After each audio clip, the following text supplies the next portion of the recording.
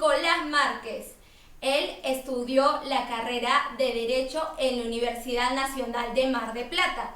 Se graduó de docencia en la Facultad de Ciencias de la Educación de la Universidad Privada de Fraternidad de Agrupaciones Santo Tomás de Aquino.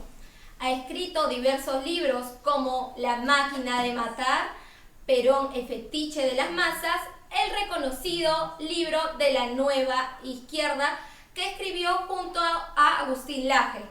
Actualmente colabora con artículos de opinión en medios como Infobae y La Nueva Provincia, así como en El Mercurio de Chile. Bienvenido, Nicolás. Bueno, muchísimas gracias, gracias a todos. Bueno, en realidad quería comenzar esta ponencia con algo que para muchos es muy familiar, que es la tapa del libro que escribí con Agustín Laje, y que para muchos fue una suerte de burla, una mofa, una caricatura, porque ver al Che Guevara con los labios pintados, los ojos pintados, embanderado no en el pabellón comunista histórico, sino en el pabellón, en el trapo LGBT, parecía una burla, una mofa, una suerte de libro poco serio. Sin embargo, lo que retrataba y lo que intentaba mostrar era una síntesis de cómo son las marchas de género hoy en día. Esta es la tapa del libro. Ahora sí, esta es la tapa del libro. A ustedes pueden ver acá una marcha LGBT, incluso con algunos de los trapos habituales multicolores y la cara del Che Guevara. Ahora, esto pone de manifiesto por qué este tipo de tapa graficada como lo hicimos antes, porque la realidad es que la nueva izquierda ha modificado su estética, ha modificado sus símbolos, sus íconos, sus colores y sus clientes. ¿Y a partir de cuándo? Bueno, antes de ver a partir de cuándo comenzó este tipo de mutación, vamos a ver dos contradicciones importantes. Una tiene que ver con que cuando se produjo la Revolución Cubana, el Che Guevara fue uno de los arquitectos de un aparato represivo que maltrataba, discriminaba y sometía a campos de concentración a los homosexuales. Ante lo cual, parece una broma que en las marchas de género se enarbole y se levante la bandera del Che Guevara. Para más datos, les voy a recomendar una película que está en YouTube. Siguiente placa, por favor. Ahí está, Conducta Impropia. Esta película, que dura 2 horas, muestra los campos de concentración, los testimonios, los discursos de Fidel Castro contrarios a la homosexualidad, diciendo que es un desvío burgués que debe ser castigado con pena de trabajo forzado durante 1 año. El primer campo de concentración lo creó el Che Guevara en la península de Guanacavives. Luego esto se masificó por toda la isla. Entonces fíjense cómo los mismos sectores que abominaban de la homosexualidad, ahora lo levantan, lo enarbolan como una suerte de ideal a alcanzar. Son todos militantes de la diversidad que negaron, combatieron, destrataron, maltrataron, encarcelaron cuando tuvieron el poder durante los tiempos de la Guerra Fría. Pero esto no es un asunto propio de Fidel Castro ni del Che Guevara, tal como veremos. Vamos a la siguiente placa. Todos los países que ustedes ven en color rojo son los países comunistas de la década del 80 en plena Guerra Fría. Los países que tienen, bueno, hay países color rojo, uno más bordó, porque alguno más fuerte, hay alguna diferencia de tonalidad, pero eso tiene que ver con que no había un solo bloque comunista, también estaba el bloque comunista chino. En la Unión Soviética la homosexualidad estaba castigada y en el artículo 121 del Código Penal soviético se castigaba la homosexualidad con 5 años de trabajo forzado en los gulags, en la Siberia. Y en el caso de China se castigaba la homosexualidad con pena de castración. Y en caso de reincidencia con pena de muerte. Ahora, yo no estoy hablando de la época de la Segunda Guerra Mundial, sino de una época relativamente reciente. Por ejemplo, Fidel Castro hizo su mea culpa respecto del trato de los homosexuales en el año 2010. En la Unión Soviética recién se derogó el delito que castigaba la homosexualidad en 1993, durante los tiempos de Boris Yeltsin, cuando la Unión Soviética ya había desaparecido. Y en el caso de China, recién derogó el delito en 1997. Entonces fíjense que esto es muy reciente, y en 20, 25 años de diferencia se dedicaron a cambiar los clientes, se dedicaron a cambiar el discurso, el emblema, la estética y el modo de hacer la revolución. ¿A partir de cuándo esto se pega un giro copernicano? ¿Qué pasa? ¿En qué momento sucede que la izquierda deja atrás la lucha de clases, deja atrás al obrero como sujeto revolucionario y empieza a buscar nuevas caretas y nuevos grupos de conflicto para, de alguna manera, reinventarse? A ver, vamos a la siguiente placa. Bueno, acá lo tenemos, Clarín, el principal diario de Argentina, agosto de 1991. La Unión Soviética deja de existir. Efectivamente, en el año 91, fin del 91, y especialmente el año 92, fue el año donde se produjeron todos estos cambios. La Unión Soviética dejó atrás la hoja y el martillo, el comunismo internacional cambió radicalmente, como dije antes, su discurso, sus lemas, sus proclamas, su modo de militancia. Como nota de color, como anécdota, fíjese que al lado dice la Unión Soviética deja de existir y al lado dice negocian con los raptores de Macri. El entonces muy joven expresidente de Argentina, Macri, había sido capturado por una banda de secuestradores. Eso no tiene nada que ver con la charla, pero era una anécdota propia de la tapa del diario. El año clave donde todo esto comienza a resurgir y a verse y a visibilizarse en las calles y dentro de la agenda política pública, en 1992, que es coincidente con el derrumbamiento de la Unión Soviética. Entonces, ¿qué hacen los comunistas del mundo? ¿Y ahora qué hacemos? No podemos ir a arengar a los obreros a una fábrica con la hoja y el martillo, con la bandera roja, pidiéndole confiscar la empresa, confiscar el latifundio, colectivizar la propiedad privada. Si el obrero no nos escucha, no tenemos nada para ofrecerle porque nos fue muy mal, muchísimo peor que en cualquier otro sistema, mucho peor que en el capitalismo. Un obrero en el sistema capitalista quiere cambiar el auto, no el automóvil, no el mundo. Y además el automóvil lo puede cambiar y lo cambia. Quiere comprar su casa y la compra con una hipoteca. Quiere tener tecnología, consumo, libertad. Todo eso lo tiene el obrero. ¿Qué le vamos a ofrecer nosotros que hemos empobrecido, envilecido, maltratado, encarcelado y masacrado miles de disidentes y no pudimos generar riqueza? Tenemos que buscar nuevos agentes de conflicto. Siguiente placa. Muy bien. Fidel Castro ya sabía que la Unión Soviética se caía a pedazos, entonces él tuvo la previsión de forjar una suerte de plataforma continental financiada con el dinero del narcotráfico de las FARC, que tenía como función reemplazar a la Unión Soviética, buscar una nueva forma de reconvertir y reinventar la revolución, tener nuevos sponsors, nuevos integrantes, nuevos intelectuales, nuevos grupos organizados. Y ahí aparecen los grupos piqueteros, los grupos sin tierra, los grupos bolivarianos, los grupos que dicen defender los derechos humanos, etcétera, para hacer guerra jurídica contra las Fuerzas Armadas, etcétera. Todo esto tiene que ver con una reinvención. ¿Y quién fue el agente al cual se le encomendó esta misión? Ignacio Lula da Silva, delincuente condenado por la justicia, es presidente del Perú, que ahí lo ven sentado al lado de Fidel Castro. ¿Qué es lo que le dijo Fidel Castro? Hay que hacer un foro que se reúna anualmente para juntar dinero, para juntar discursos, para crear discursos, para tener una estética que nos permita mostrarnos en sociedad totalmente renovados. Ignacio Lula da Silva fue la persona encargada, por eso se hizo en São Paulo, y como es de público conocimiento, poco después fue presidente Ignacio Lula da Silva. Vamos a la siguiente placa. Esto fue en el año 92. Siguiente placa. En 1992 aparece en escena el ecologismo y hace pie en Latinoamérica.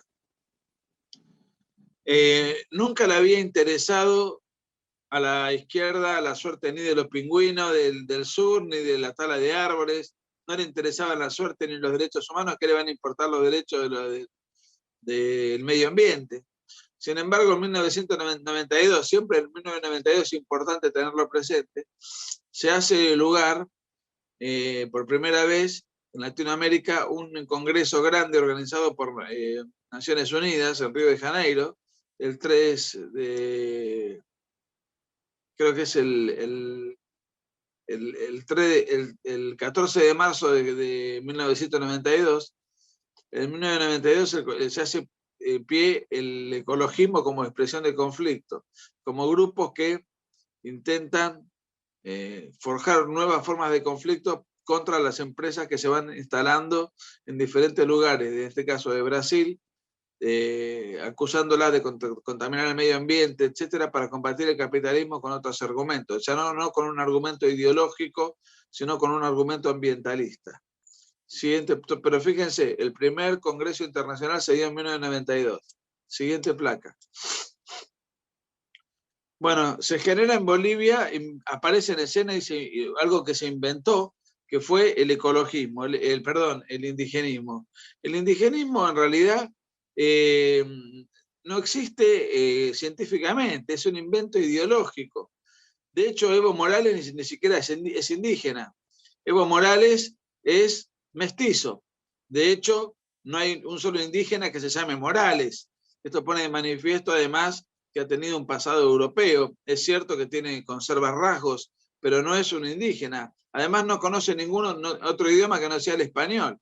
Y además él nunca fue querido ni considerado indígena por sus pares, sino que fue considerado como un cocalero, lo cual es cierto. Él era el que manejaba la confederación de las 6 federaciones de cocaleros que hay en Bolivia. ¿Y para qué tantas federaciones y tantas plantaciones de coca? ¿Para abastecer qué cosa? Para abastecer la materia prima del narcotráfico. Por eso Bolivia hoy es el segundo país más importante en narcotráfico del mundo. Bolivia. El primero es Colombia con la FARC, y después que produce 600 toneladas anuales, y después Evo Morales, o mejor dicho, Bolivia, porque Evo Morales formalmente hoy no es presidente de Bolivia. Bolivia produce 150 toneladas de cocaína. ¿Qué ocurre? Ellos no podían decir, nosotros vamos a marchar porque el capitalismo nos ganó y tenemos que reinventarnos. No, lo que dijeron fue, Cristóbal Colón vino a las Américas en 1492, fue el primer genocida que nos intentó imponer una suerte de opresión político-económica, cultural, él y toda España, y nosotros tenemos, ahora que se cumplen 500 años, tenemos que marchar en repudio de estos genocidas. 1992, 1492 se cumplían 500 años, hicieron una supermarcha. Ahora, la marcha tenía, por supuesto, la reivindicación de ritos ancestrales, símbolos ancestrales y de la Pachamama. ¿Qué es la Pachamama? La madre tierra. ¿Y qué se cosecha en la tierra de Bolivia? La hoja de coca para hacer cocaína. Esto tiene que ver porque la DEA, que es la agencia norteamericana dedicada al narcotráfico, incursiona por toda la región a ver dónde están los campos de droga y exhorta a los gobiernos, los campos donde se cosecha la materia para hacer la droga, y exhorta a los gobiernos a disminuir progresivamente. Bueno, ellos en rechazo a esa suerte de injerencia para combatir el narcotráfico internacional hicieron esta marcha, inventaron el indigenismo que nunca antes había tenido lugar, y además impidieron y entorpecieron las políticas públicas para tratar de aminorar y disminuir la cantidad de hectáreas que, si mal no recuerdo, son 30.000 hectáreas que son las que producen hoy la coca para la cocaína, para poder exportarla y poder sostener y mantener esta revolución socialista autoritaria que lamentablemente ha regresado a Bolivia después de la transitoria caída de Evo Morales, que se refugió en Argentina, dicho sea de paso, ¿no? Siguiente placa. Bueno, en 1992 nace el socialismo del siglo XXI. El socialismo del siglo XXI nace con Hugo Chávez. Algunos me van a decir, bueno, pero ¿cómo en 1992? Si en realidad Hugo Chávez hizo fue presidente en 1999. Es cierto, pero en 1992 él encabezó un intento de golpe de Estado en el afán de matar al presidente Carlos Andrés Pérez. Fue una rebelión militar. Hubo aproximadamente 20 muertos, 20 oficiales muertos. No pudieron matar al presidente. Perdón, no pudieron matar al presidente y la rebelión fue sofocada. Chávez se rinde y en esta rendición él dice, bueno, yo me rindo, pero déjenme hablar por televisión, déjenme dar una conferencia de prensa. Da una conferencia de prensa, se hace conocido, el mundo lo conoce el mundo venezolano, porque hasta entonces no era una persona de popularidad. Él habla muy bien, es un muy buen orador, se hace cargo de la responsabilidad de la rebelión que fracasa, va preso. Va preso durante 2 años, después lo indultan, fin del 94, en el 95 empieza su campaña de presidente, en el 98 se sustancian las elecciones con el dinero del Foro de San Pablo y su aparente prestigio de haberse jugado y arriesgado. Perdón, pero estoy con una gripe brutal. Se me debe notar en la voz. Entonces en el 95 él es indultado, empieza su campaña, en el 98 gana las elecciones y asume en el 99. O sea que técnicamente el proyecto bolivariano desde el poder político empieza en el 99, pero se inicia y se gesta en el 92, en el año 92, en el golpe de Estado que él intentó hacer en plena democracia.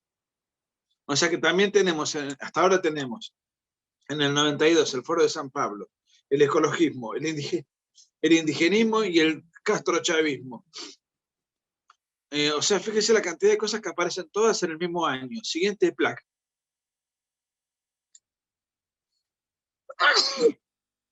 Muy bien. Acá nos vamos acercando al tema al cual yo voy a hacer énfasis a lo largo de mi charla, que es la marcha del orgullo gay. La primera gran marcha del orgullo gay en Buenos Aires se hizo precisamente en el año 92. Lo organizaron y lo capitanearon.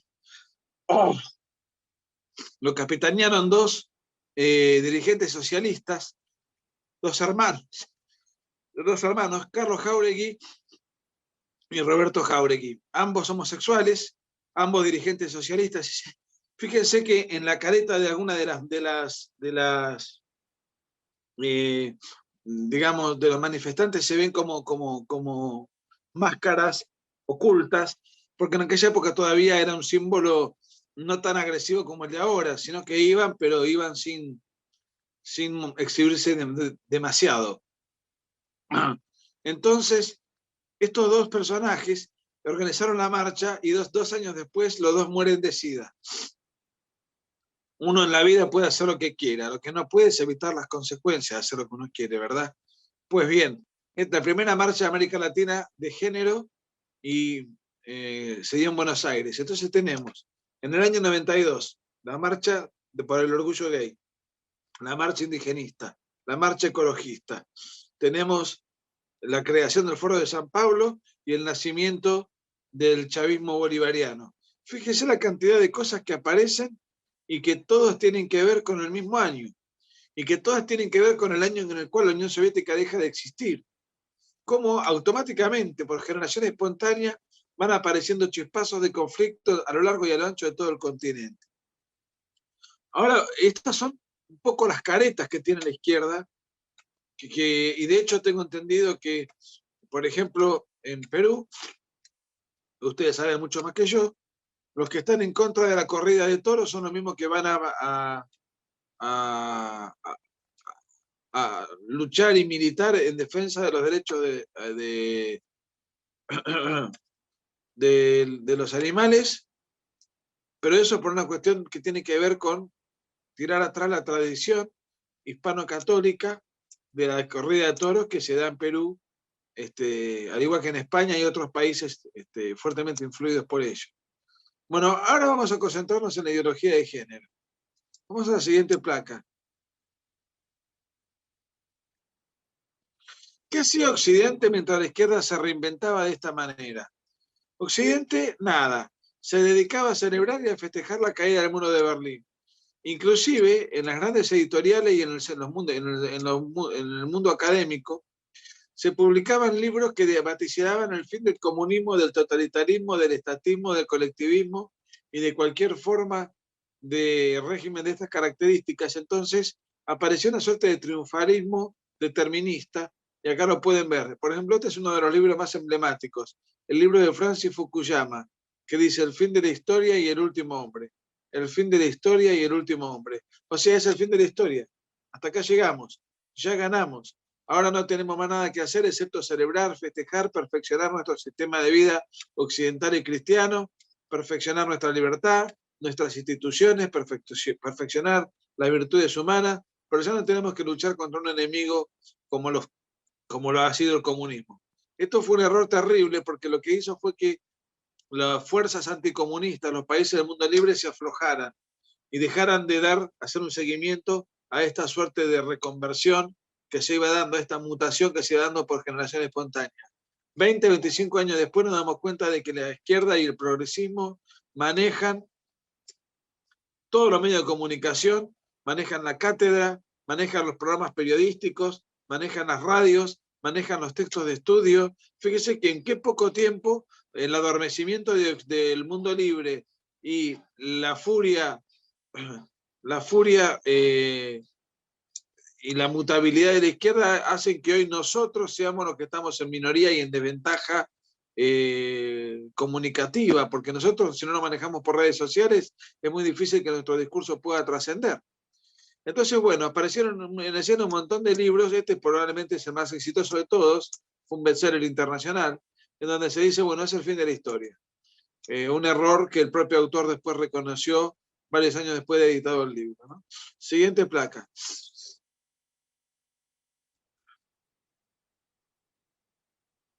Vamos a ver un poco qué nos trae la ideología de género.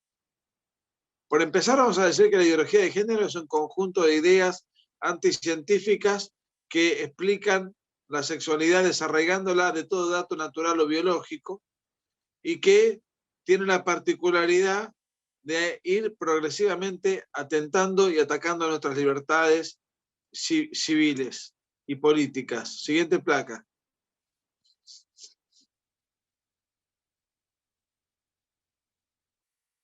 Yo cuando en las giras que teníamos, que eran exhaustivas, en los intervalos solía ir al médico para hacerme algunos chequeos, ¿no es cierto? Porque eran giras de un mes, 40 días, que hacíamos con Agustín Laje por diferentes lugares de América Latina, de país en país, de avión en avión, era realmente exhaustivo, 3, 4, 5 chambas diarias, era realmente algo muy, muy, muy desgastante. Entonces yo, cuando estoy en mi ciudad y trato de ir al médico a hacerme algún chequeo, una vez charlando con el médico le digo, ¿qué pasaría, doctor, si yo lo vengo a ver a usted para decirle que yo me autopercibo sin mi brazo izquierdo? Mi brazo izquierdo no me representa, mi brazo izquierdo no me conforma, no va con mi identidad, y yo quiero que usted me lo corte. ¿Usted qué hace? ¿Me lo manda a cortar a un cirujano? Y él me dice, mira, si algo de esto fuese cierto, es decir, si a vos te pasa esto que me estás diciendo, yo te mando a un psiquiatra, a una junta de psiquiatras. Y si yo le digo exactamente lo mismo, pero respecto de mi entrepierna, que mi entrepierna no va con mi identidad, con mi personalidad, no me representa, no me identifica, usted también me manda a un psiquiatra. Y ahí él se saca los anteojos y me dice, mira, si yo hago lo que vos me decís, me van a echar de la clínica, me van a expulsar del colegio médico, me van a sacar el carnet para ejercer la profesión. Fíjese el lobby. Y acá sucede lo mismo. Y claro, y tiene razón, porque quien niega o cuestiona la sexualidad autopercibida por cualquier persona, aunque no se corresponda con su sexo biológico, ese alguien es maltratado, destratado, criminalizado, probablemente pierda su trabajo y tenga problemas con la justicia. Acá vemos dos hombres en Argentina exhibiendo el documento nacional de identidad en clave de mujer, porque se están disfrazados de mujer, y encima a eso se le llama cambio de sexo. Todo el mundo habla del cambio de sexo. Se habla fulano, se hizo cambio de sexo, fulana se hizo el cambio de sexo, y la realidad es que nadie dice que el cambio de sexo no existe. Si alguien dijese que el cambio de sexo no existe, si alguien tendría problemas también con la justicia. Sin embargo, el cambio de sexo no existe. Lo que existe es el cambio de apariencia. Lo que existe es el cambio estético. Lo que existe es el cambio de indumentaria. Es un disfraz. Que hagan lo que quieran. Cada uno puede disfrazarse como quiera. Pero primero, no es un cambio de sexo. Segundo, el Estado no está para satisfacer institucionalmente fantasías ajenas. Si yo me quiero disfrazar como Superman, porque me autopercibo como Superman, va de suyo que yo no le puedo exigir a los demás que me traten de esa manera. Bueno, acá sí, estamos todos obligados a tratar a las personas que han decidido tener una apariencia en discordancia con su sexo biológico, y sin embargo nos obligan a tratarlo según la fantasía de esa persona y no según lo que esa persona objetivamente es.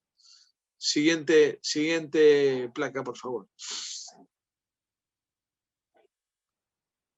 Bueno, esto fue antesala de lo que se llama matrimonio homosexual, que no es o matrimonio igualitario. Tengamos en cuenta que Argentina fue el primer país donde se produce el matrimonio igualitario. Acá vemos a dos activistas y militantes que fueron los primeros en casarse, pero es tan burdo y tan farsesco, tan poco serio todo esto, que después se descubrió por confesión de uno de los contrayentes que nunca existió el noviazgo, que nunca estuvieron juntos y que solamente se practicó la parodia del matrimonio para poder llevar adelante, impulsarlo y hacerlo bien en consecuencia. Fíjense la siguiente placa. No eran pareja, esto es del diario Clarín. Revelan cómo Alex Freire, que es el que está a la izquierda de la pantalla, revelan cómo Alex Freire fabricó su matrimonio. No eran pareja, era un fraude. Simplemente era, o sea, quiero decir con esto que ni siquiera era algo que estaba propio en la agenda. No, el tema del matrimonio homosexual es algo que no suele ser pedido por la comunidad homosexual, sino pedido por los lobbies. Así como las feministas no representan a la mujer, los lobbies homosexualistas LGBT no representan a los homosexuales. Estos son lobbies específicos, bien financiados, con militantes específicos que se arrogan la representatividad de una específica comunidad, pero solamente representan a un núcleo duro muy minúsculo, y fíjense que ni siquiera tenían 2 personas para casar, tuvieron que inventar ellos mismos un noviazgo con pretensiones de casamiento para poder impulsarlo políticamente. Siguiente placa. Lo que pasa es que con el casamiento, y acá viene el tema más espinoso, con el casamiento y homosexual se abre la brecha para la adopción. En realidad, me olvidé de decir, el matrimonio homosexual técnicamente, conceptualmente no existe. Así como no existe el cambio de sexo, tampoco existe el matrimonio homosexual, porque el matrimonio, el vocablo viene, ya habla por sí mismo, viene de raíz, la raíz. ¿Cuál es la raíz lingüística? Es la matriz. De ahí viene matrimonio, de mater, de mamá, de maternidad. La matriz es el útero materno. Obviamente, entre 2 personas del mismo sexo no puede haber nunca maternidad, porque por las cualidades inherentes de ese vínculo no existe ninguna posibilidad de maternidad. Sin embargo, al casarse y adquirir los derechos de una familia tradicional, de la familia natural, entonces pueden adoptar. Y aquí aparece en escena otro desorden, la adopción. Y bueno, acá me indican los minutos que tengo, pero no sé si voy a llegar. La adopción, fíjense que tiene el siguiente engaño. La adopción no es un derecho del adoptante, sino que es un derecho del adoptado. La adopción es un derecho del niño a ser adoptado. La adopción es un derecho de restitución de una situación. Por ejemplo, ¿a qué tiene el derecho el niño? a ser adoptado, a que le sea devuelto aquello que ha perdido. ¿Y qué es lo que el niño ha perdido? Ha perdido a mamá y a papá. Por consiguiente, hay que restituirle lo más parecido posible a su hogar de origen, que fue lo que ha perdido por diferentes circunstancias que cada uno tendrá en su haber. Siguiente placa. Entonces, a quienes nos oponemos a todo esto, se nos acusa de incurrir en homofobia. Si yo digo no existe el cambio de sexo, estoy en contra de la adopción homosexual, estoy en contra del matrimonio homosexual, porque aparte hay un asunto muy interesante, muy interesante.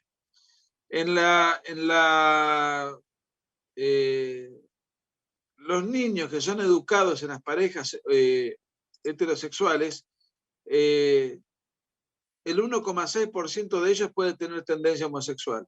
Pero los niños que son criados en las parejas homoparentales, homosexuales, el 34% de ellos tienen luego tendencia homosexual. Entonces fíjense que el hecho de que no, lo único que importa es el amor, lo demás no es importante, no es cierto. Las personas criadas en parejas heterosexuales tienen una tendencia luego, y las que no corren esa suerte tienen tendencias desordenadas hacia otro ámbito.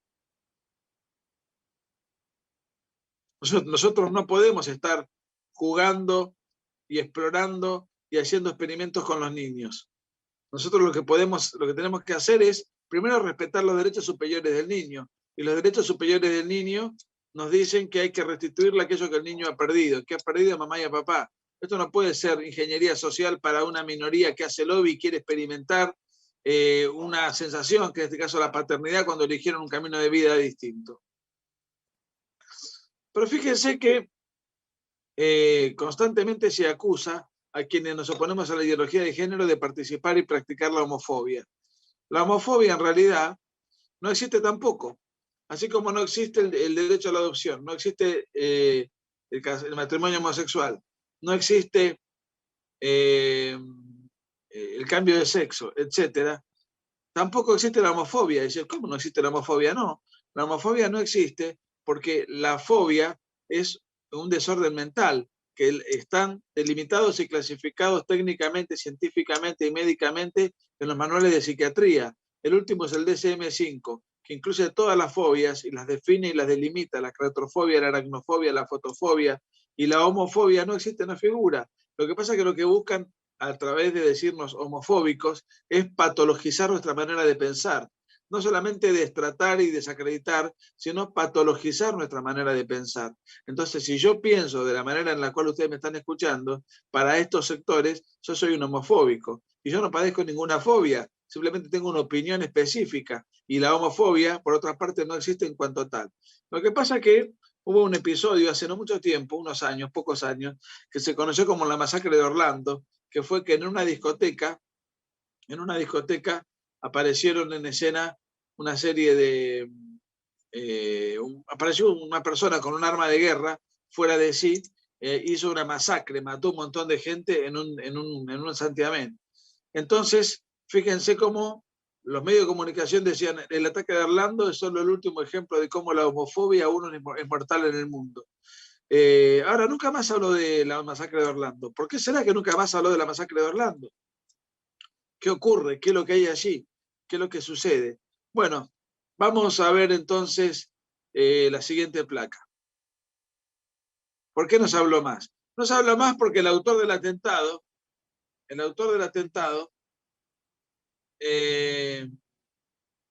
era homosexual. Y él fue a ver porque tenía un amigo, una pareja o algo por el estilo, que estaba en la discoteca. Entonces él quería realmente, fuera de sí, ir ahí y cometer una masacre. No sé a quién quería matar específicamente, pero mató a 50 personas. Un agente de seguridad le pegó un tiro. Después de la masacre y de todo el ataque a la homofobia que se llevó adelante, se enteró el mundo de que era homosexual el asesino, y que entonces, claro, los lobbies decían: ¿cómo vamos nosotros a poder llevar adelante un una peregrinación, una marcha, una conmemoración contra la homofobia si era homosexual el propio asesino. Entonces nunca más habló del tema.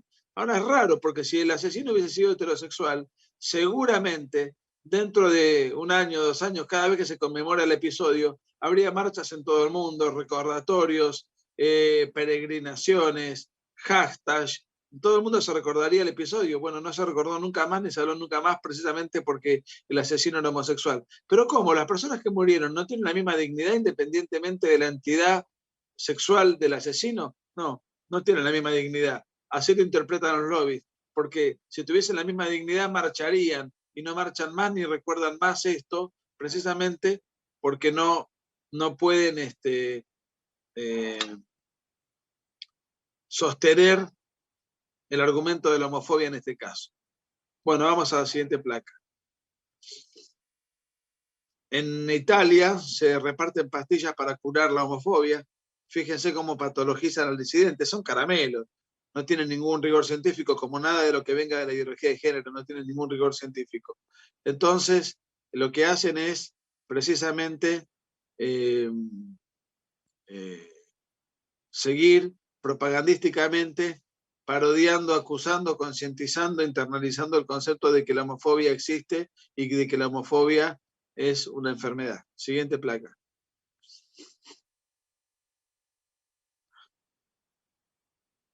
Bueno, no voy a tener tiempo. Vamos pasando placas. A ver.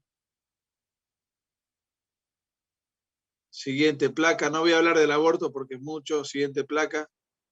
Siguiente placa. Siguiente placa. Sigamos. No, siguiente placa. Siguiente placa. Siguiente placa. Siguiente placa. Bueno, ese es mi Twitter, si me quieren agregar. Vamos a la siguiente placa. Este es mi Facebook también. Bueno, esto pone de manifiesto cuáles son las 54 categorías de género que hay en Argentina. Miren, se las leo. Uno en Argentina puede elegir ser femenino, masculino, androginx, andrógino, andrógina, trans, transmasculino, transfemenino, varón trans, hombre trans, mujer trans, transexual, travesti, transgénero, transgénero femenina, transgénero masculino, queer, intersex, intersexual. Ninguno, hay una categoría que es ninguno, hay que estar dubitativo para ponerse ninguno como identidad de género. Neutro, pansexual varón, pansexual mujer, mujer, hombre, varón, lesbiana, gay, asexual mujer, asexual varón, mujer bisexual, varón bisexual, poliamorosa, poliamoroso. Hay algunos que le dan a lo que venga. Mujer heterosexual, varón heterosexual, mujer homosexual, varón homosexual, puto, torta, traba. Después tenés mujer heteroflexible, mujer heteroflexible. Yo cuando lo leía no lo podía creer, pensé que se trataba de una mujer trapecista, pero no, es una identidad de género. Mujer heteroflexible, varón heteroflexible, lesbo flexible, cisexual masculino, cisexual masculina, cisexual femenina, cisexual femenino, cisexual mujer y cisexual varón. Fíjense la cantidad de identidades de género que tenemos en Argentina. Creo que somos el segundo país en el mundo, el primer país en el mundo que más identidades tiene es Inglaterra, porque después está la ONU. Inglaterra, o sea que Inglaterra no solamente nos roba las Malvinas, sino que nos gana en el ranking de género. Esto es lo que estamos viviendo en Argentina. Sí, siguiente placa, por favor. Bueno, hay un pensador francés, Morras, que decía, soy ateo pero católico. ¿Qué decía él con esto? ¿Qué quería? O cristiano, no importa, es lo mismo, para el ejemplo. Él decía, él no creía en Dios, pero él decía que los principios cristianos perfeccionan al individuo y perfeccionan a la comunidad. Perfeccionan al individuo y perfeccionan a la comunidad. ¿Qué quiere decir esto? Que aunque Dios no exista, si nosotros aplicamos los principios cristianos, que son no matar, no robar, no mentir, no desear la mujer del prójimo, no codiciar bienes ajenos, etc., todo eso va perfeccionando al individuo, sirve para la vida en comunidad, y una vida que tenga, una comunidad política que tenga arraigados los principios cristianos va a ser una comunidad política próspera.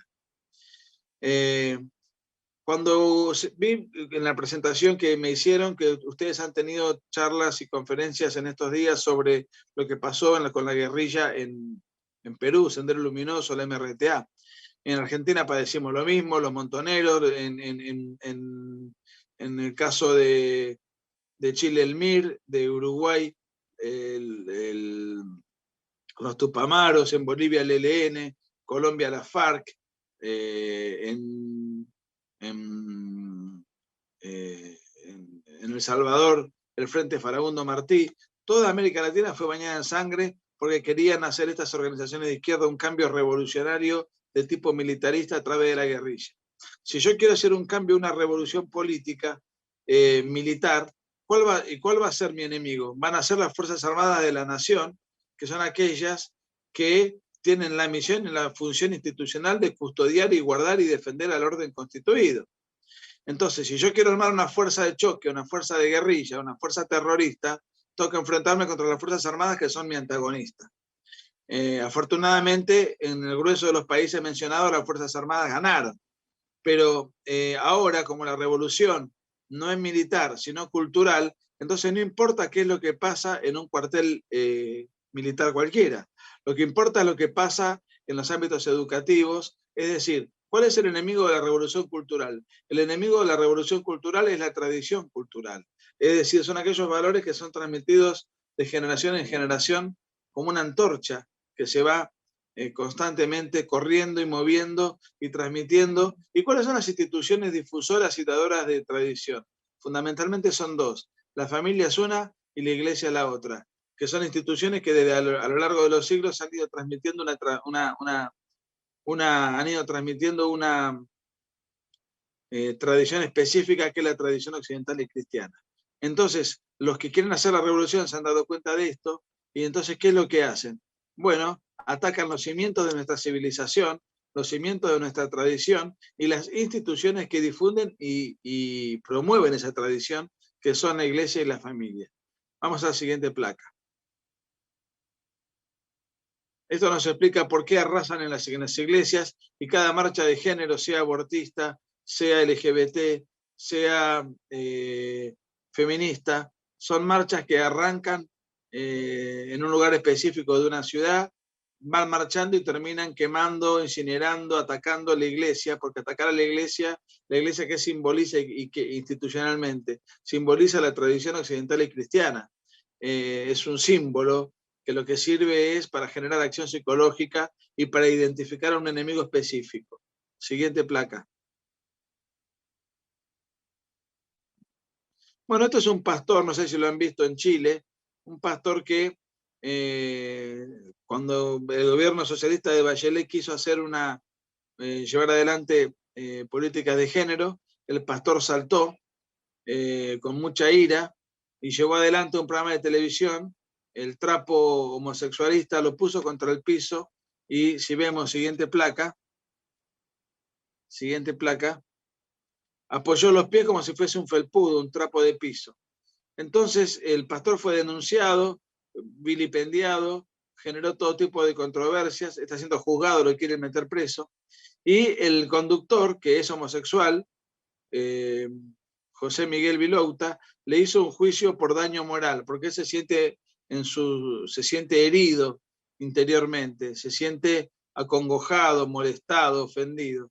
Sin embargo, este tal José Miguel Vilouta no siente la misma congoja cuando, siguiente placa, en todas las semanas tiene un programa de televisión donde hace de cura y donde el que está con barba hace de su marido y la que está vestida de monja hace de vedette. Y hacen un juego, un sketch guionado, ensayado, semanal, sistematizado, en donde él se burla, en este caso, de la fe católica. Pero cuando el pastor le puso el trapo multicolor al piso, le hizo un juicio por crimen de odio. Fíjense cómo la vara se juzga con diferente medida. Siguiente placa. Bueno, esto es una cosa muy interesante, porque esto es una marcha en Europa. Dice, no a la islamofobia, no al racismo ni al fascismo, sí a la igualdad y a la diversidad. Acá marchan tres grupos, los feministas, los homosexuales y marchan también los grupos pro-islam.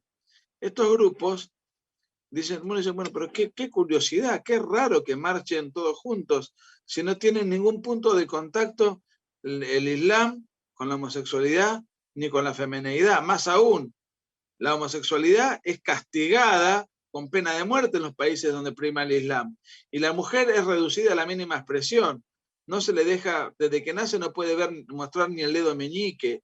Si es sospechada de adulterio, se le practica una apedreada pública. Desde que nace le hacen la ablación para que no tenga goce sexual. No tiene derecho de propiedad, no tiene derecho a heredar, no tiene derecho a votar, no tiene derecho a marchar. Y acá marchan todos juntos. ¿Cómo se explica esta contradicción? Se explica porque todos estos grupos, aunque sean distintos entre sí, tienen un mismo enemigo. ¿Cuál es el enemigo? Es la tradición occidental y cristiana. Porque en Europa hay otro problema más, que es una nueva careta de la izquierda, que es el multiculturalismo. Yo de eso no hablé porque no quise extenderme demasiado. Pero ese es otro problema que hay en Europa y que está aliado a la ideología de género y sus diferentes tentáculos. Siguiente placa. Esto será el Día de la Mujer en Argentina, una mujer disfrazada de María, de la Virgen María, parodiando practicar un aborto. ¿A quién está abortando? A Jesús. ¿Qué tiene que ver esto con el Día de la Mujer? Nada, pero cualquier marcha sirve para imponer la agenda feminista, victimista y para inventar que hay una suerte de patriarcado dominante al cual hay que combatir. Siguiente placa. Bueno, estas son dos monjas, dos lesbianas que hacen la parodia de ser monjas. Todas las marchas de género se caracterizan por tener un fuerte contenido antirreligioso. Entonces todas las marchas de género se parecen entre sí, independientemente del país en donde se hagan. Siguiente placa. Bueno, acá vemos el Papa Francisco, mujeres con en paños menores, una organización trotskista, un grupo trotskista, mujeres con el torso desnudo. Bueno, siguiente placa. Esto es la capital de Notre Dame, siguiente placa.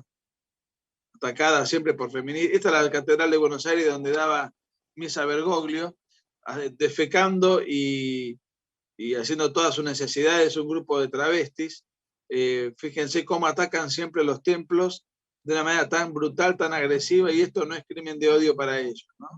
Así que nótese el odio y el perfil de los lugares de ataque y de vejamen. Siguiente placa.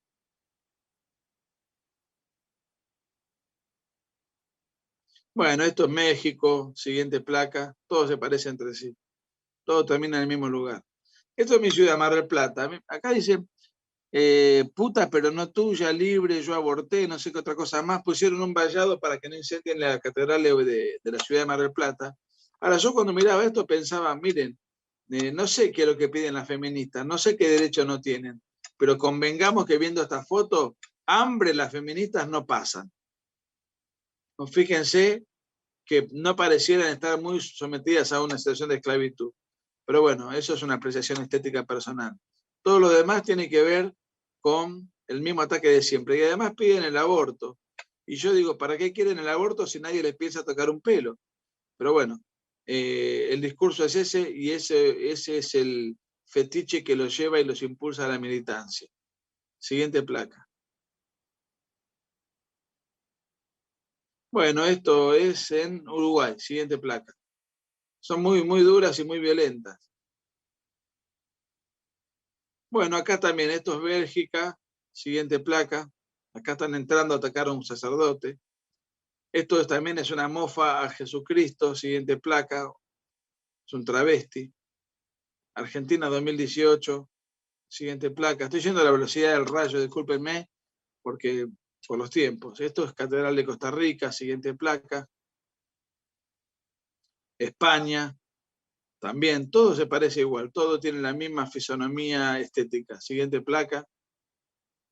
Esto es el Vaticano. Ni el Vaticano se salva de los tetazos y de todo este tipo de manifestaciones antiestéticas. Siguiente placa.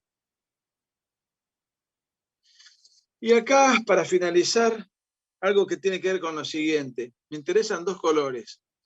Los colores que están en color rojo son aquellos países que, si ahora la memoria no me falla, son 67 países que tienen pena de muerte. Pena de cárcel. La homosexualidad tiene pena de cárcel.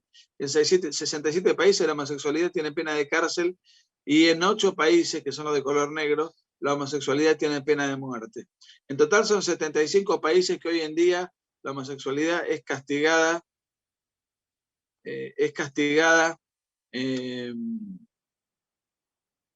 Acá me están indicando, bueno, ya estamos terminando.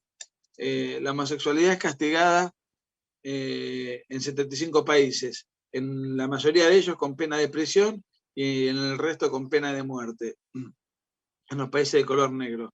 ¿Ustedes conocían este dato? ¿Conocen cuáles son los países? Yo no. Seguramente ustedes tampoco. Obviamente los tuve que estudiar, tuve que ver cada caso particular, pero uno puede decir, a ver, nombrame 3 países donde la homosexualidad esté castigada con pena de muerte. Y qué sé yo, Irán, Sudán, Arabia Saudí. Pero quiero decir, nunca ninguno de los 75 países que visitan la Argentina recibe una manifestación de repudio el presidente o el canciller que viene a la Argentina por el maltrato y por el trato injusto, indudablemente, que está sufriendo un homosexual en su país. Cuando un presidente o un canciller de alguno de estos países va a Perú, ¿acaso recibe algún repudio de alguna organización? ¿Van a la embajada a repudiar, a manifestar su disconformidad, su descontento, su escándalo ante el maltrato que sufren los homosexuales en estos países? No, ninguno. ¿Marchan en estos países los homosexuales? No. Pueden decir, bueno, no marchan porque lo van a meter presos o lo van a matar, está bien. Y en las embajadas del mundo libre están preocupadas por todos estos temas. ¿No hay marchas? No. ¿Saben por qué? Porque ninguno de estos 75 países es occidental y cristiano. Ninguno de estos 75 países es occidental y cristiano. Entonces, no son los enemigos a combatir. El enemigo a combatir es la civilización occidental y cristiana, que nos garantiza 3 derechos fundamentales: la vida, la libertad y la propiedad. Por eso la ideología de género, que la tuve que repasar a una velocidad muy, muy incómoda para mí, porque estoy acostumbrado a dar esta charla en 1 hora y media. Como decía Octavio Paz, la dictadura perfecta es aquella que no se nota que es una dictadura. La dictadura perfecta es aquella que no se nota que es una dictadura. Y la ideología de género es una dictadura que no se nota que es una dictadura, porque nos habla de ampliación de derechos, nos habla de diversidad, nos habla de pluralidad, nos habla de empatía. Ha impuesto y ha logrado meter en la agenda política y en la discusión política una serie de mensajes y de discursos que disfrazan muy bien las pretensiones autoritarias que hay detrás de una agenda que no se agota en lo que dije en absoluto, sino que va muchísimo más allá. No hablé del aborto, que es un tema fundamental y que es parte constitutiva de los tentáculos de la ideología de género. Así que disculpen si fui un poco rápido, demasiado rápido, pero bueno, ayer se me informó que iba a hablar 40 minutos, yo tenía previsto hablar 30 antes, aunque mis charlas duran mucho más. Bueno, fue todo un poco hecho sobre la marcha, así que espero que no haberlos aburrido. Y si hay alguna pregunta y hay tiempo, quedo a disposición. Claro, Nicolás, excelente ponencia para empezar, y discúlpanos por todos los inconvenientes del inicio. Y sí, como tú dices, hay varias preguntas que nos han estado dejando por Menti, y te paso a leer la primera. El Foro de Sao Paulo inició con los líderes de izquierda de toda Latinoamérica, y hoy se dice que su nueva presentación, el Grupo de Puebla, además de comunistas, tiene a varios progresistas. ¿Qué hay de cierto en esto? ¿Cuáles son las diferencias de estos grupos? No, es absolutamente cierto. O sea, el Grupo de Puebla es el Foro de San Pablo reciclado y de cara a la nueva coyuntura y al nuevo mapa. Que haya progresismo, a ver, el progresismo es un camino hacia el comunismo por una vía más de apariencia moderada. También eso ocurría en el Foro de San Pablo. En el Foro de San Pablo iba Michelle Bachelet, y Michelle Bachelet es vista como una moderada. Al Foro de San Pablo iban grupos guerrilleros radicalizados, y también iban presidentes.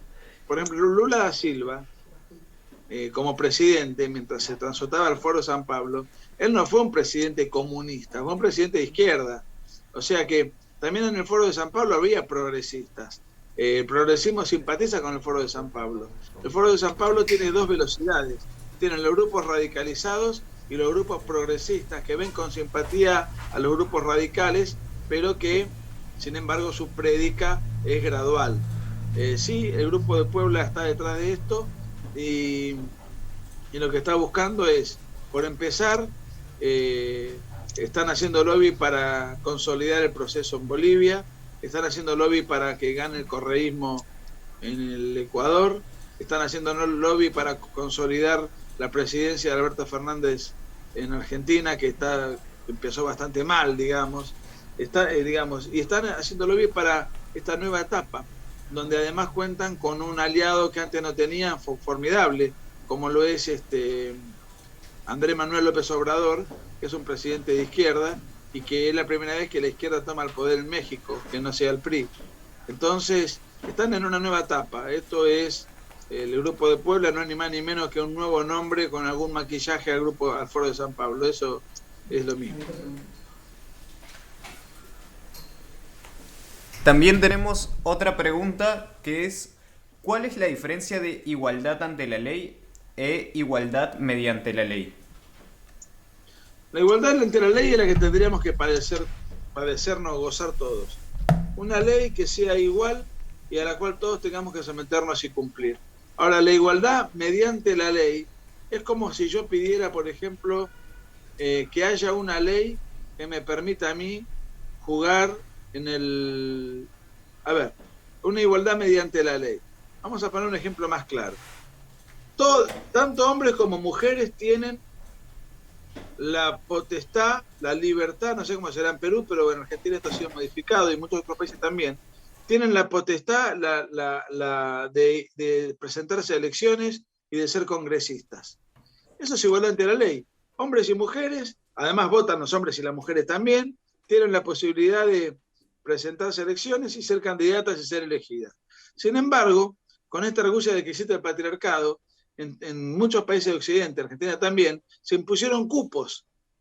Ahí hay una igualdad mediante la ley, no ante la ley. Y lo que hace la igualdad mediante la ley, es decir, igualar pero a través de una ley que iguala la cantidad de congresistas hombres y mujeres, lo que hace es hacer una ingeniería social que limita la democracia, porque el sufragante no tiene la libertad de votar a quien quiere, tiene que votar a un organigrama específico previamente constituido. Eso es la igualdad mediante la ley. Yo te voy a igualar, pero yo te voy a decir cómo vamos a igualar. No es que todo el mundo tiene los mismos derechos para presentarse y competir, como ha pasado en tantos otros países. Incluso ustedes estuvieron muy próximos a tener una presidenta peruana. Nosotros hemos tenido 2 veces presidente de la nación mujer, y así sucesivamente. Y eso no es porque haya una igualdad mediante la ley, sino porque la gente ha votado libremente y lo ha elegido oportunamente. Entonces, la diferencia es que la igualdad mediante la ley es una igualdad sectorial, arbitraria, es una suerte de lo que se conoce como una discriminación positiva que favorece a un grupo específico. Y, por ejemplo, ahora en Argentina quieren lanzar en el Congreso el cupo trans, que de la determinada cantidad de diputados haya un cupo para travestis. Si nada le impide a un travesti presentarse, nada le impide a un travesti de militar en política, nada le impide a un travesti de armar su propio partido político. Entonces, ¿qué es lo que se está haciendo? ¿Se está igualando? Se está igualando mediante la ley. O sea que se está que para llevar adelante este tipo de artilugios, lo que se hace es menoscabar otro tipo de libertades. Por ejemplo, si yo quiero poner una empresa en Argentina y quiero tener 20 empleados, tienen que ser 10 varones y 10 mujeres. Yo no puedo poner 15 mujeres y 5 varones, porque estoy violentando la igualdad mediante la ley, que me impone un sistema en donde en realidad aparenta ser igualdad, pero es absolutamente autoritario. Pues yo como empleador tendría que tener la plena libertad de emplear a quien a mí se me ocurra por capacidad, por idoneidad, porque me inspira confianza, porque me parece más simpático, por lo que a mí se me ocurra. Además, esto se hace a través de mentiras propagandísticas. Por ejemplo, se dice que la mujer gana menos que el hombre en Occidente. Si esto fuese cierto, el hombre no tendría trabajo, porque todos los empleadores elegirían siempre a mujeres porque les saldría más barato. Pero bueno, todas estas leyes de cupo, por ejemplo, son un claro ejemplo de igualdad mediante la ley. Ahora, uno dice antes, pero existían restricciones para que una mujer o un travesti o lo que fuere tuviese acceso a alguna de estas dependencias contractuales, laborales o congresistas. No, ninguna. Y sin embargo eso se hizo y se sigue haciendo y se va expandiendo a todas las esferas de la vida pública y privada de nuestra cotidianeidad. Bueno, tenemos una tercera pregunta y es, ¿qué estrategias culturales se pueden tomar para hacer frente al adoctrinamiento neomarxista? Bueno, yo creo que ahí los peruanos conocen mucho mejor que nosotros. La mejor forma de poder contrarrestar todo esto que estamos padeciendo es movilizarse en las calles. Sí, por supuesto, usar las redes sociales. Nosotros antes éramos, hace unos años éramos sujetos pasivos. Un periodista escribía una crónica en un diario, salía por televisión, hacía un editorial, había una suerte de uno leía un texto, el profesor de la cátedra te decía algo y uno consumía eso. Ahora con las redes sociales uno dejó de ser un sujeto pasivo y pasó a ser un sujeto interactivo. Si alguien pone una tontería en un Twitter, yo lo puedo retrucar, le puedo poner un video, le puedo postear debajo de su crónica en un diario digital, a pie de página. Entonces, hoy tenemos una suerte de posibilidad de mostrarle al mundo otros argumentos, pero el principal argumento es asustar al político. Hay que asustar al político, hay que amenazarlo, hay que extorsionarlo, hay que hacerle sentir que su trabajo depende de cómo vaya a votar estas leyes. Y para asustar al político tenemos que demostrarle que somos un montón. Y para demostrarle que somos un montón tenemos que movilizarnos a las plazas. Y para movilizarlos a las plazas, a la gente, de manera masiva, hay que convencerla, porque para que uno deje de hacer una actividad personal, sea laboral, ociosa o cualquiera, para ir a una plaza a protestar, es porque esa persona tiene que estar convencida. Para estar convencida tenemos que hacer un fuerte activismo apostólico. Y fundamentalmente eso, llenar las plazas. Si llenamos las plazas, vamos a tener muchos políticos de nuestros lados y vamos a poner un ejemplo, Argentina. Cuando se intentó llevar adelante la ley del aborto en el 2018 no prosperó. ¿Por qué? Y porque pusimos 5 millones de personas en toda la calle de Argentina. En la última elección que se dio en diciembre, el nuevo debate, ganaron. ¿Por qué? Y porque no pusimos gente en la calle. Entonces los políticos se sienten más liberados, votan, reciben dádivas, reciben estipendios o recompensaciones. No lo descarto para nada, no tengo pruebas, pero es de puro conocimiento la cantidad de dinero que hay detrás de todo esto. Y entonces pudieron votar porque no vieron del otro lado una presión fuerte en la sociedad civil. Entonces hay que reventar las calles y que las calles tengan consignas contra los políticos. Tengan cuidado los que van a votar, porque si no nosotros no los vamos a votar. Y además de eso, el político es un cazador de votos, lo que busca es reelección, lo que busca es una nueva expectativa política, un trampolín político, hacer una carrera, y para eso requiere de los votos de la gente. Si la gente lo amenaza masivamente con que no lo va a votar, el político va a pensar 2 veces qué va a hacer en torno a este tipo de leyes. Así es. Tenemos otra pregunta y es, no solo la izquierda es el problema, el progresismo que tiene agentes funcionales tanto en la izquierda como en el movimiento libertario. ¿Cómo se puede enfrentar a estos últimos? Bueno, el movimiento libertario en realidad está quedando muy expuesto porque son defensores del libre mercado, está bien, pero en el resto de los aspectos culturales son totalmente funcionales a la izquierda. El otro día hubo un debate que probablemente ustedes se enteraron porque fue muy masivo entre Agustín Laje y Gloria Álvarez. Agustín Laje la despedazó a Gloria Álvarez, la aplastó, le ganó en todas las líneas. Pero el movimiento libertario está en decadencia. El movimiento libertario está pasando por un momento donde su principal líder ha demostrado no estar capacitada para defenderse ni defender. Ayer lo bloqueó en la cuenta. Está realmente atormentada por todo esto y muy poca gente salió a defenderla. Entonces yo creo que el movimiento libertario ha sido muy malo, ha contribuido muy mal Estamos hablando de estos liber progres, como le llaman. No estoy hablando de los payos libertarios o de otros movimientos que efectivamente están muy próximos a nosotros. Pero lo que es el liber progresismo, que es economía de mercado con marxismo cultural, están siendo aplastados. No me preocupan tanto ellos, que están en decadencia en este momento. En todo caso hay que seguir luchando, por supuesto, pero la están pasando bastante mal. Y el otro día lo del debate fue, creo que un poco el tiro de gracia. Así es, Nicolás.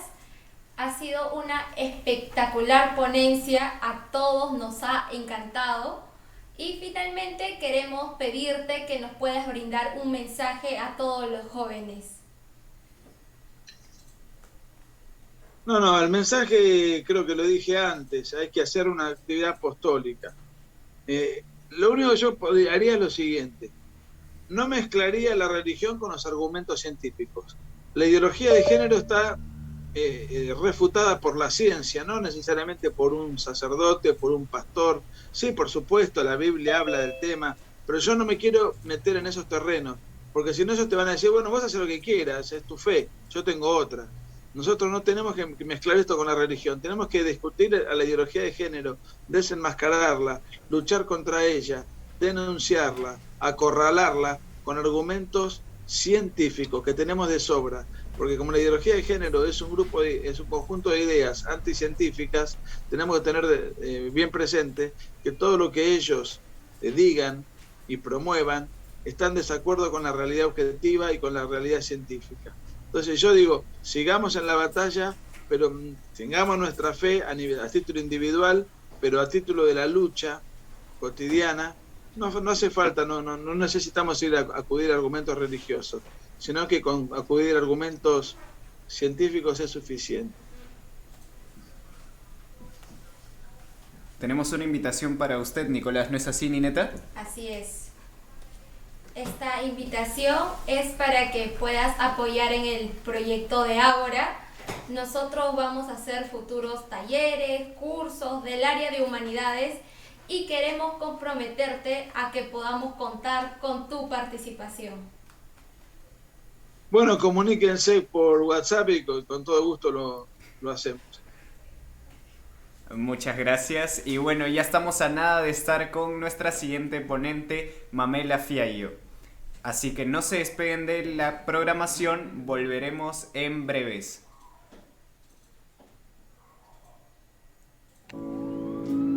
Toda emergencia necesita héroes, de muchos. Y debemos estar listos, despiertos.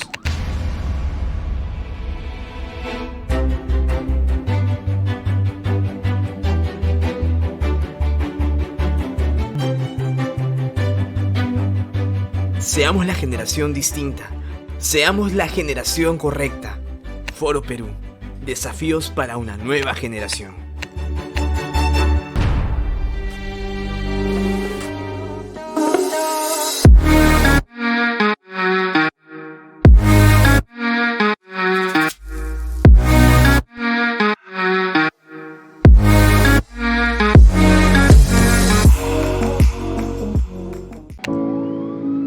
Toda emergencia necesita héroes, de muchos. Y debemos estar listos, despiertos.